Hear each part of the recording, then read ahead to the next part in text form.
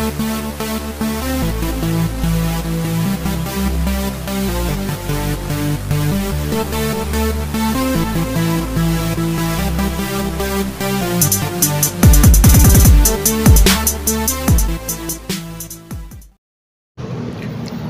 happy Sunday racing bayang karerista. Araw tayo ng linggo, no? October 15, 2023. At shoutout muna tayo kay Boss Second Monsod ng Tondo at kay Boss Ronald Susim, no? Happy racing sa inyo mga boss. Good luck. At yun nga, medyo maganda yung lineup natin ngayong araw ng linggo, October 15 nga, no? At trainers day nga, ngayong Sunday racing sa Metro Turf. At yung mga lineup natin, mga 8-9 na kabayo yung mga tatakbo, pero halos lahat may panalo, no? So 13 karera tayo for today. At yun nga, medyo matataas na grupo. At simulan na natin yung mga giya. Post time nga pala ng race 1, 1:00 ng hapon. Okay, so simulan na natin mga giya natin para sa araw ng linggo, October 15. Race 1, start ng first pick 6. 1,400 meters yung mga distansya natin ngayong araw ng linggo, no? First choice natin dito, Hot Rod Hearts. Alison Pabilik yung re-renta dyan. Medyo impresibo yung huling panalo nito, no? Galing pa sa bakasyon. So tingin ko mag-aumento pa si kabayo. At yun nga, maraming may panalo dito, no? Tingin ko yung 1, 2, 4, 5, 6 may panalo yan. So first choice natin yung numero 5 nga, Hot Rod Hearts. Second choice natin yung numero 4 na si Seychelles, sasakay ni Pabs Cabalejo. Medyo umiigi na yung mga huling takbo niya, nag-improve na, no? So ngayon baka malaki na yung chance niyang manalo. Okay, so sa race 1, first choice numero 5, Hot Rod Hearts. Second choice, numero 4, Seychelles. Okay, race 2 tayo. Start ng first pick 5.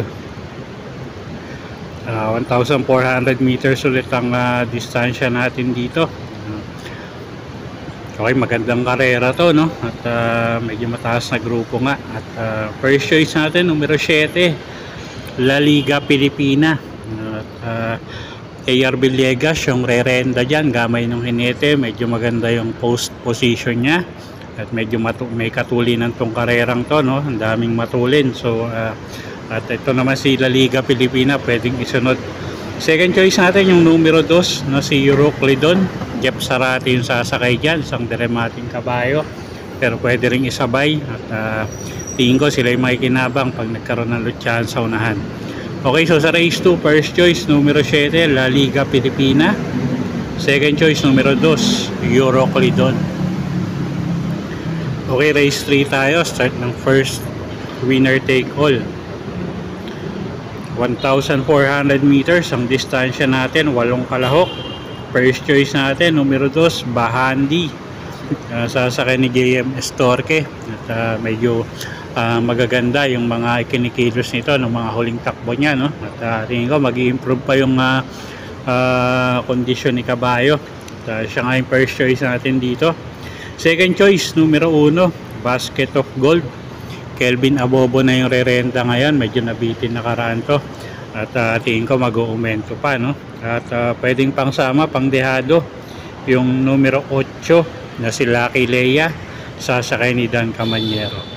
Okay, so sa race 3, first choice nga natin numero 2, Bahandi.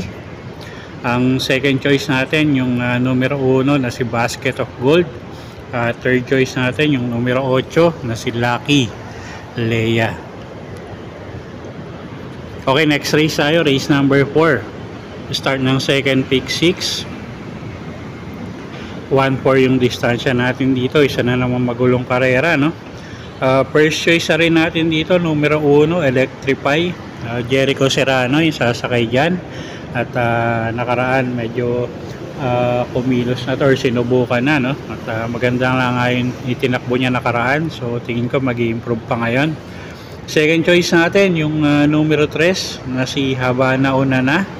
Medyo galing sa bakasyon to, no? Ace Aguila yung re-renta dyan. At tingin ko medyo mag-aangin laban. At third choice natin pangdehado yung numero 4, My Dad Bogart, sasakay ni Dan Camanyero. Okay, so dito sa race 4, first choice nga natin numero 1, Electrify. Second choice numero 3, Habana una na. At third choice natin yung numero 4 na si My Dad Bogart. Okay, next race tayo, race number 5. Start ng second pick 5. 1,400 meters ang distansya natin.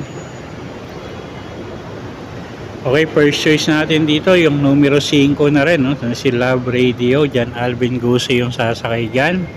At may kababaan na nga sa grupo tong kabayong to. At ilabas lang ng connection, tingin ko malaki panalo dito, no? Ang second choice natin dito yung couple entering numero 7 na si Clairvoyant at Modern Verde, sasakay ni MP Cañete at ni AR Villegas. So si Modern Verde yung tinitignan natin dito, no? Isang diremating kabayo at tingin ko mapapabor yung distansya sa kanya. So siya yung second choice natin. Okay, so sa race 5, first choice nga numero 5, Love Radio. Second choice couple entering numero 7, Clairvoyant at Modern Verde. Okay, race 6 tayo. Start ng first pick 4. 1-4 yung distansya ulit natin. First choice natin dito, no? Numero 2, Sophisticated, sasakay ni CS Pare Jr. Medyo marami tayo nakikitang matulin dito, no? At ito si Sophisticated pwedeng isabay at pwedeng parimatihin. So ito yung pwedeng makinabang kung sakasakaling magkakaroon ng lutyahan. Second choice natin dito yung numero 6 na si Club Habana, nasasakay ni Jan Alvin Guse. At lately nga tinuturuan ng Romemati to, no? At siya nga yung second choice natin dito. At kuha tayong third choice pangdehado yung numero 9 na si Main Event, nasasakay ni Onil Cortez. Magandang pangdehado yan. Okay, so sa race 6, first choice nga natin numero 2, Sophisticated. Second choice numero 6, Club Habana. At third choice numero 9, Main Event.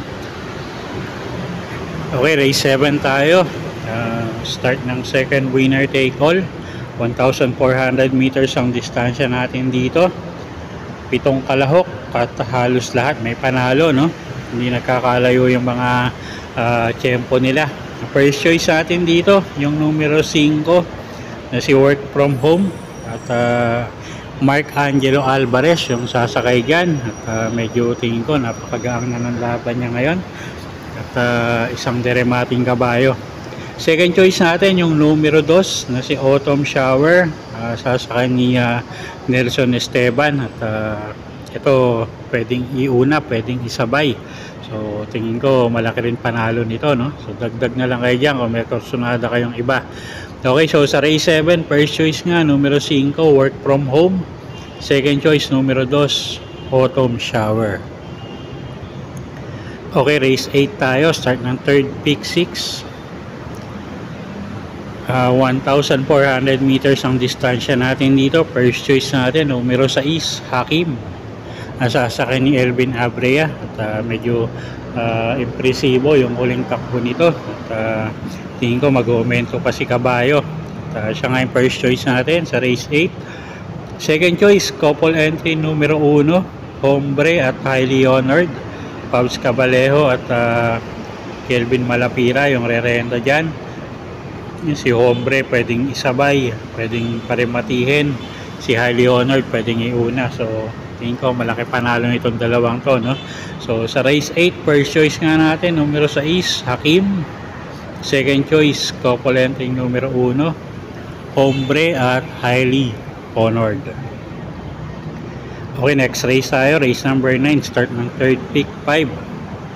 1,400 meters ang distansya, siyam na kalahok. Halos lahat din may panalo, no? First choice natin dito numero 2, Air Class. Mel Nahilat yung re-renta dyan. At napakababa na sa grupo, no? So tingin ko magandang pagkakataon na to para manalo si kabayo. At Siya na nga rin yung may best time dito sa grupong to. Second choice natin dito yung numero 6 na si The Barrister. MP Cañete yung sasakay dyan. At medyo magaganda yung mga huling takbo nito, no? So at baka mag-improve pa at makachamba ngayon. So siya yung second choice natin. At kuha tayong third choice pang dehado, yung numero 8 na si Andromeda, sasakay ni Pabs Cabalejo. Okay, so sa race 9, first choice nga numero 2 Air Class, second choice numero 6 The Barrister, at third choice numero 8 Andromeda. Okay, next race tayo, race number 10. Start ng second peak 4. 1,400 meters ang distansya, 7 kalahok.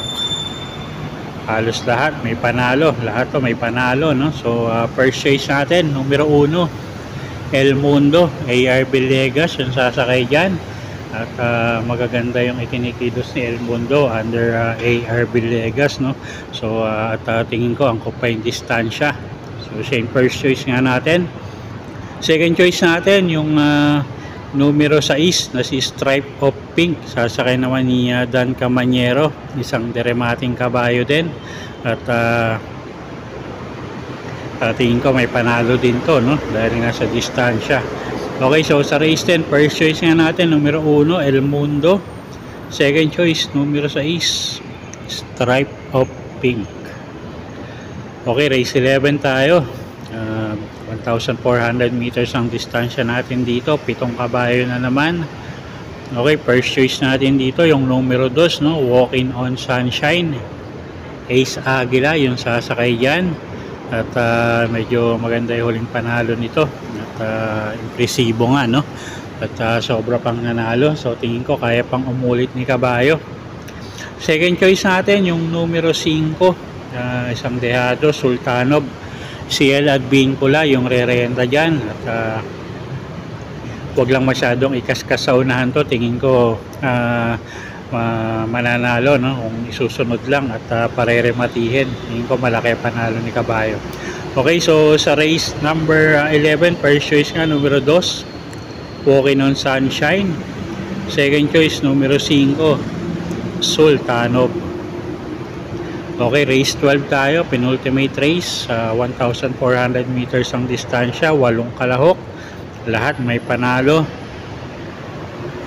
First choice natin dito, numero 3 Wild Up, sasakayan ni JB Hernandez.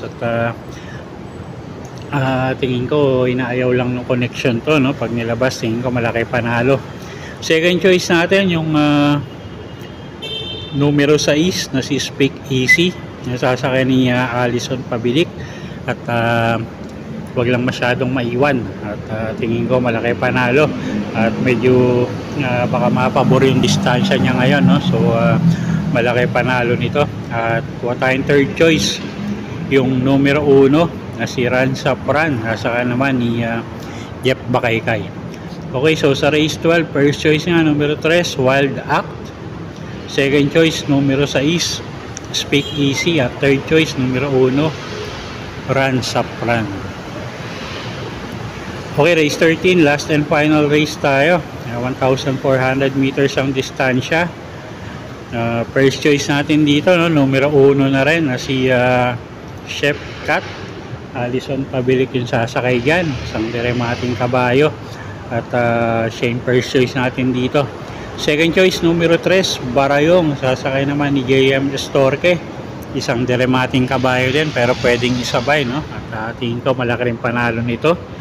At kuha tayong third choice yung numero 7 na si Marquis Angel.